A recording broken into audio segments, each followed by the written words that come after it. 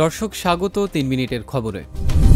ফৌজদারি অপরাধের মামলা তদন্তের জন্য আলাদা সংস্থা গঠন করা প্রয়োজন বলে মনে করে বিচার বিভাগ সংস্কার কমিশন।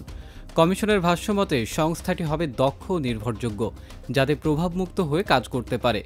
একই সঙ্গে বিচার ব্যবস্থার প্রতি মানুষের আস্থা ফেরাতে একটি স্থায়ী অ্যাটর্নি সার্ভিস প্রতিষ্ঠার প্রয়োজনীয়তার কথাও বলেছে কমিশন। সম্প্রতি আইন মন্ত্রণালয়ে পাঠানো কমিশনের প্রাথমিক প্রতিবেদনে এসব প্রস্তাব তুলে ধরা হয়।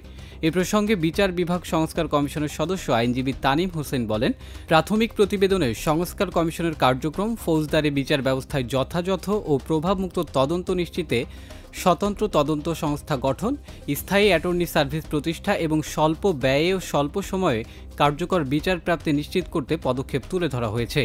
এগুলোর পাশাপাশি বিচার বিভাগের আর্থিক স্বাধীনতা ও পর্যাপ্ত বাজেট নিশ্চিত করা সহ বেশ কয়েকটি বিষয় কমিশনের বিবেচনায় রয়েছে।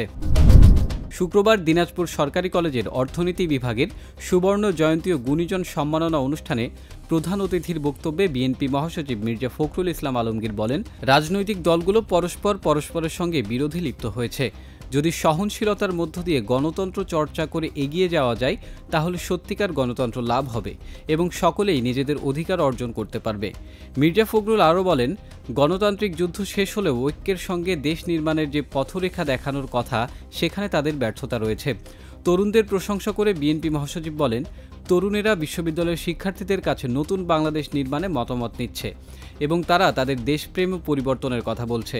সত্যিকার অর্থেই তরুণরা বাংলাদেশ নির্মাণের একটি পথ দেখাতে পারবে। প্রশাসনের মুখোমুখি অবস্থানে প্রশাসন ক্যাডার ও বাকি 25 ক্যাডার সার্ভিসের কর্মকর্তারা।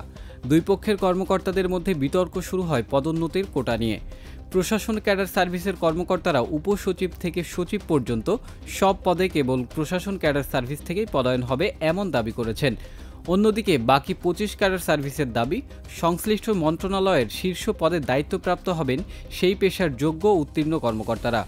গত 3 জানুয়ারি রাজধানীর কৃষিবিদ ইনস্টিটিউশন বাংলাদেশে অনুষ্ঠিত 25 ক্যাডার কর্মকর্তাদের আয়োজনে আন্তঃক্যাডার বৈষম্য নিরসন পরিষদের এক আলোচনা সভা অনুষ্ঠিত হয়।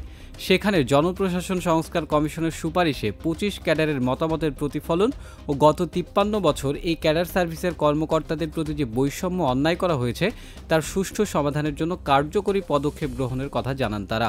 এর ব্যত্যয় ঘটলে জনসমর্থন আদায়ে আগামী 1 মাস সেমিনার, সিম্পোজিয়াম সহ অন্য কর্মসূচি পালন করবেন অন্য 25 ক্যাডার কর্মকর্তারা।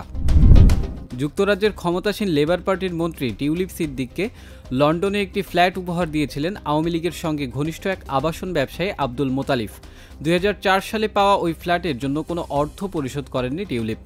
ছাত্র জনতার অভ্যুত্থানে শেখ হাসিনার সরকারের পতনের পর তার ঘনিষ্ঠ ব্যক্তিদের সঙ্গে যোগাযোগ থাকা ওই আবাসন ব্যবসায়ীর নাম ও ফ্ল্যাট উপহারের তথ্য ফিনান্সিয়াল টাইমসের এক প্রতিবেদনে উঠে এসেছে। সম্প্রতি রূপপুর পারমাণবিক বিদ্যুৎ প্রকল্পে দুর্নীতির অভিযোগ নিয়ে টিউলিপকে জিজ্ঞাসা করেছে দেশটির মন্ত্রিসভা কার্যালয়ের প্রোপ্রাইটি অ্যান্ড এথিক্স টিম পিইটি। তবে দুর্নীতির সব অভিযোগ অস্বীকার করেছেন তিনি। বাংলাদেশের একসময়ের জনপ্রিয় অভিনেত্রী অঞ্জনা রহমান মারা গেছেন। গত শুক্রবার দিবাগত রাতে রাজধানীর বঙ্গবন্ধু শেখ মুজিব মেডিকেল বিশ্ববিদ্যালয় হাসপাতালে চিকিৎসাধীন অবস্থায় শেষ নিঃশ্বাস ত্যাগ করেন। মৃত্যুকালে তার বয়স হয়েছিল 60 বছর। ডিসেম্বরের শুরুতে জ্বরে আক্রান্ত হন এই অভিনেত্রী। জ্বর না কমায় গত 22 ডিসেম্বর তাকে বেসরকারি একটি হাসপাতালে ভর্তি করা হয় এবং সেখানে কয়েকদিন করোনারি কেয়ার ইউনিটে রেখে তাকে চিকিৎসা দেওয়া হয়। এরপর শুক্রবার রাতে না ফেরার দেশে পাড়ি জমান এই অভিনেত্রী। অভিনয় জীবনে 3 শতাধিক চলচ্চিত্রে অভিনয় করেছেন এই শিল্পী। পরিণীতা ও গাংচিল সিনেমার জন্য পেয়েছেন 2বার জাতীয় চলচ্চিত্র পুরস্কার। এতক্ষণ সঙ্গে থাকার জন্য ধন্যবাদ।